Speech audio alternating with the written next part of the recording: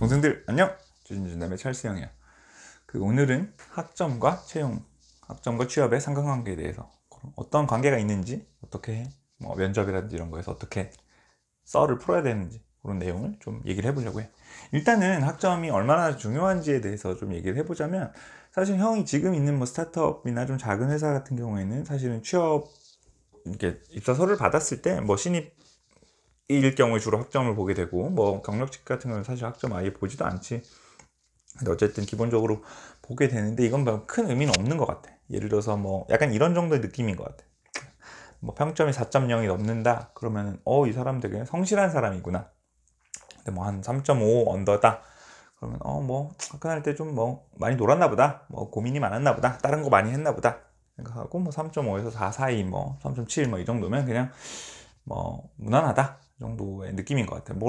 형 때보다는 전체적으로 좀 학점 인플레가 점점 되는 것 같고, 그리고 이제 학생들도 좀 더 학점 관리를 좀 철저히 하다 보니까 솔직히 요새 거의 다 학점 좋은 편이더라고. 그래서 대부분 다 딱 봤을 때 얘가 문제가 되겠다라는 느낌보다는 그냥 성실한 사람이구나, 좀 학교 다닐 때 다른 거 많이 했나 보다 정도의 느낌만 받는 정도가 사실은 중소기업, 중견기업에서의 현실적인 학점을 바라보는 자세인 것 같고, 대기업 같은 경우에는 좀 다를 수 있어. 사실은 대기업 같은 경우에는 공채라고 해서 몇천 명 단위의 이제 지원서가 들어오고, 그 중에서 일단은 그 인적성 검사를 보기까지가 굉장히 많은 비율, 대충 짐작하기에는 거의, 그러니까 쉽게 말해서 서류 통과 비율이 한 10대 1, 5대 1 정도 될 거야. 그 사이 정도 될 거야.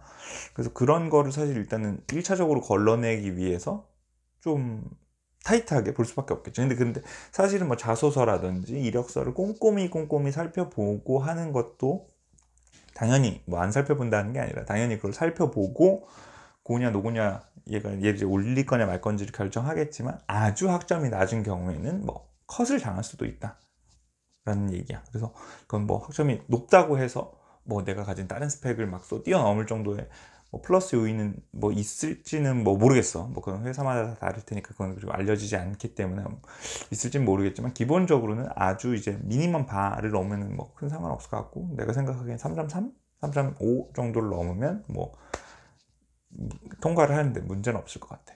그래서 어찌 보면 학점은 그런 정도의 어떤 1차적인 서류에서 어떤 정도의 느낌을 주는지, 일단은 어떤 필요성이 있는지를 한번 살펴봤고, 자, 그럼 학점을 가지고 이제 면접에 가서 뭔가 내 학점에 관련된 부분을 물어볼 수가 있거나, 아니면 내가 대답을 할 일이 생길 수가 있어. 나에 대해서 소개를 한다거나, 내 장점 중에 하나로 얘기를 할 수도 있고 하겠지.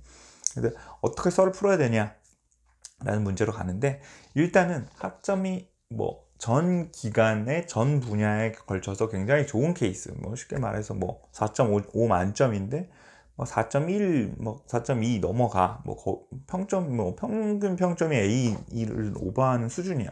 그러면 솔직히 별로 썰을 풀 게 없어. 그냥 나는 성실하게 학교 생활을 정말 열심히 한 사람이야. 누가 봐도. 그거는 물론 그 평가하는 사람이 올 A뿔일 수도 있겠지만, 그 사람이 봤을 때도 이 학점은 좋아 보이게 느껴지는 거지. 학점이 좀 업다운이 있거나 한 사람들은 뭔가 이제 썰을 더 풀 것들을 준비를 해야 되는데, 두 가지 정도로 일단은 생각해 보면 좋을 것 같아. 하나는 분야에 대한 것으로 하는 거야.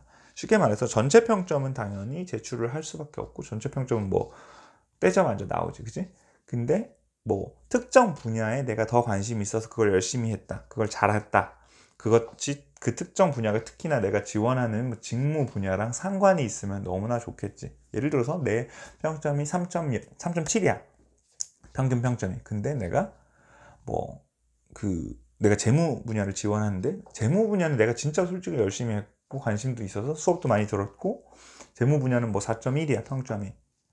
마케팅 분야는 평점이 4.0이야.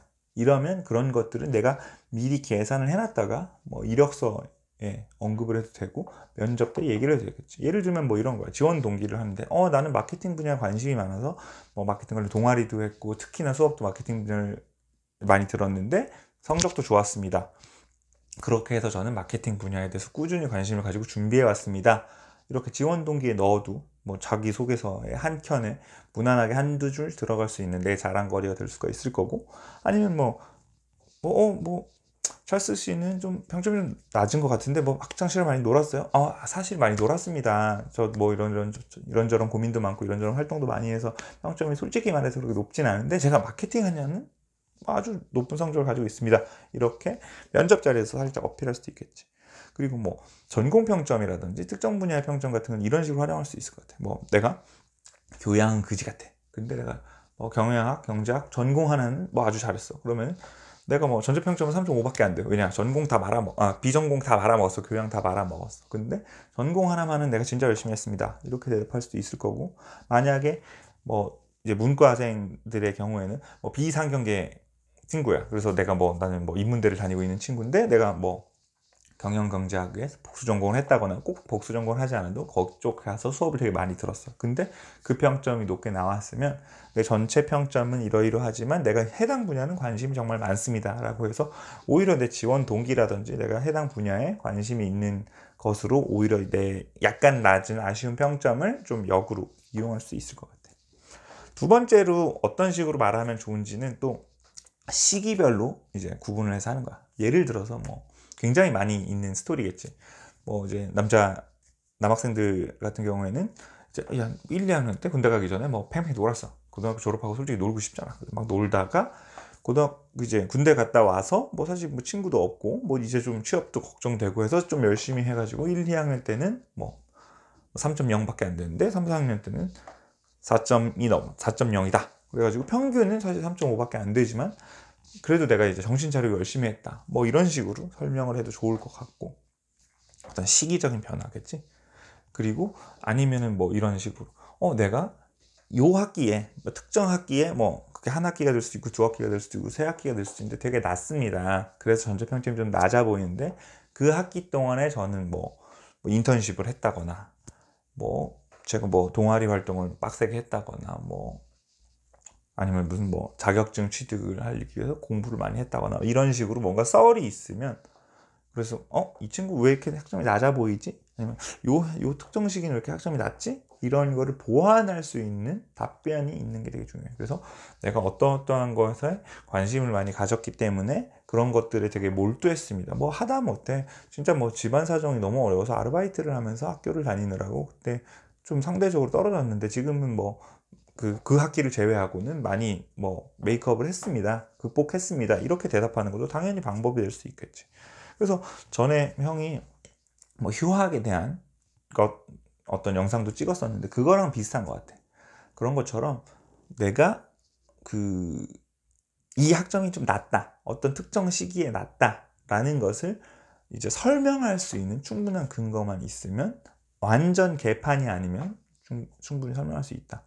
근데 뭐 이런 건 안 되겠지. 뭐 진짜 한 학기 빼고 7개 학기가 다 낮아. 뭐 이런 건 뭐 설명이 안 되겠지. 혹은 내가 뭐 높은 분야를 막 계산을 해봤어. 아까 분야별로도 설명을 해보라 그랬죠. 근데 뭐 나는 뭐 전공이 경영학과인데 뭐 체육 관련된 학점만 높은 거야. 그거는 뭐 오히려 역효과가 날 수가 있겠지. 근데 뭐 예를 들어 체육 관련된 것만 높아서 내가 무슨 뭐 스포츠 마케팅이나 체육에 그런 스포츠에 관련된 회사에 취업하고자 하면 오히려 설명이 되겠지만, 일반적인 경우에는 그런 식으로 계산해서 좋은 결과가 나와봤자 그런 건 설명하기가 어렵지. 그건 너무나 충분히 상식선에서 사실은 설명이 되는 것 같고, 그래서 이렇게 학점에 대해서 좀 고민하는 친구들 당연히 많을 거야. 그리고 사실은 막 이제 4학년에 졸업하려고 하면 막 진짜 그때 뭐 재수강 좀 해놓을 걸, 그때 좀 공부 좀 할 걸, 이런 생각 할 수밖에 없고 나도 했었고.